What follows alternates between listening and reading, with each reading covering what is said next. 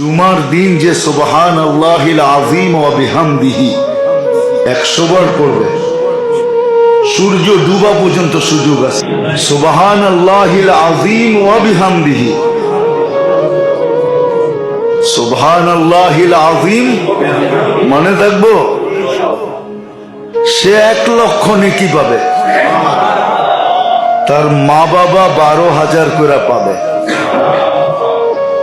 কিতাবে লেখা আছে, এক ছেলে পড়তো, কিছুদিন পরে মা স্বপ্নে দেখছে, তো মা বলতেছে, বেটা তুই যে পড়তেছিলি প্রত্যেক জুমায়, আর আমি 12,000 করে পাইতেছিলাম, আজকে পুরা হয়ে গেছে, এই জন্য আল্লাহ আমাকে আযাব থেকে খালাসি দিয়ে দিয়েছে। আমাদের পড়া উচিত সুবহানাল্লাহিল আযীম, মনে থাকবে?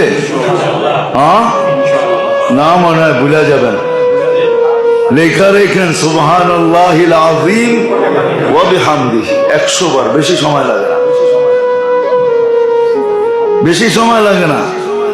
জুমার পরে তাড়াহুড়া করে বাইরে যান না। জুমার পরে 7 বার সূরা ইখলাস, 7 বার ফালাক, 7 বার নাস পড়েন, পুরো সপ্তাহ সুরক্ষিত থাকবেন। সুরক্ষিত, কোনো জটিল রোগ হবে না,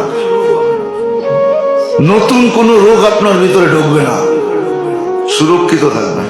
নিজেকে প্যাক করেন। আল্লাহ আমাদের সবাইকে আমল করার তৌফিক দান করেন।